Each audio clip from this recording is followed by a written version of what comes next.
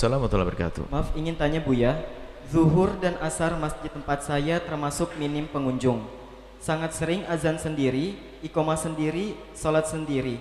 Pertanyaannya, jika suara saya serak karena flu sehingga suara sangat jelek atau sangat rendah, apakah baik tetap azan atau biarkan masjid tanpa azan? Yang kedua, lebih utama mana sholat fardu jamaah di masjid musolah desa sebelah dengan sholat fardu sendirian di masjid desa saya sendiri? Dan jika sering tak ada muazin pengganti, bolehkah memakai suara HP hasil rekaman suara azan saya saat sehat dulu? Jadi di luar sana terdengar azan suara saya sehat, padahal sebenarnya suara saya serak atau flu. Terima kasih Buya. Wassalamualaikum warahmatullahi wabarakatuh. Waalaikumsalam. Sedikit. Suatu ketika saya lagi beli sesuatu, beli makanan khas di tempat tersebut, pengen sholat. Anda terkagum-kagum, ajib betul. Nah, kita masuk musola, ada suara adzan.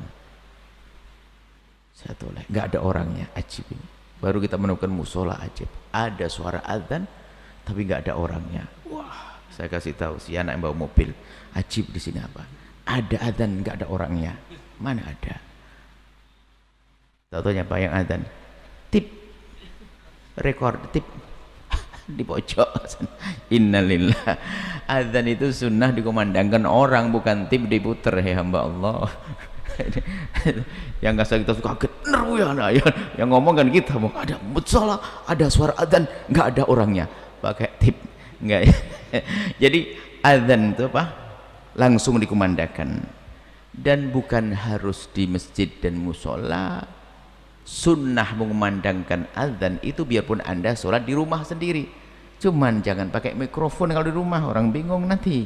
Yang penting mengangkat suara azan, azan untuk diri sendiri. Bahkan kalau sholatnya nggak berjamaah tetap disunahkan azan dan iqomah, kecuali ibu-ibu sunnahnya qomat saja, nggak disunahkan azan. Ini satu ya, jelas ya. Jadi tetap sunahkan azan, tetap suara Anda sejelek-jelek kayak seng apa bunyi atau ada apa-apa, adzan yang penting benar, dapat kesunahan ya. Kemudian Anda sholat berjamaah di masjid sebelah atau sholat jamaah di masjid sendiri-sendiri, apa sholat sendiri, sholat berjamaah Anda utamakan. Baru Anda, perbandingan baru berlaku begini. Kalau perbandingannya di sana jamaah, di masjid tetangga jamaah, di masjid sendiri-sendiri nggak pakai jamaah, maka pergi ke masjid tetangga lebih bagus karena di sana ada jamaah. Kalau perbandingannya begini, para ulama menjelaskan, di masjid sendiri jamaahnya sedikit, di masjid sana jamaahnya banyak. Mana yang lebih diutamakan? Jika Anda orang terpandang, kalau Anda pergi ke jamaah sebelah menjadi sebab sepinya masjid atau hilangnya jamaah masjid, maka jamaah Anda di masjid Anda yang sedikit lebih bagus karena Anda punya magnet. Tapi kalau Anda nggak ada, beda sama saja, maka pergi ke tempat yang lebih banyak adalah lebih bagus. Jika Anda orangnya nggak dipandang biasa, datang perginya Anda sudah nggak banyak yang memikirkan, nggak ada pengaruhnya sama sekali, maka mengambil yang lebih banyak adalah lebih bagus. Kan begitu kaidahnya, semakin banyak jamaah lebih bagus, seperti itu.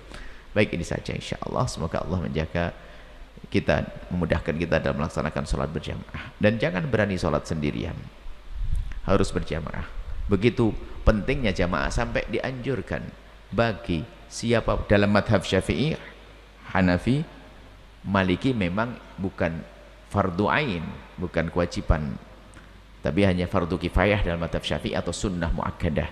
Bukan hanya ini semua, tapi biarpun sunnah hendaknya perhatikan dong, jangan ngedengin sunnah. Dalam madhab Hambali harus berjamaah.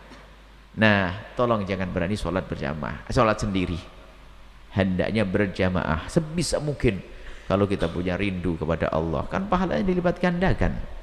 Bahkan begitu indahnya sampai jika ada orang ketinggalan sholat berjamaah, nggak ada yang nemeni, maka disunnahkan bagi yang lain, biarpun dia sudah sholat berjamaah, menemani.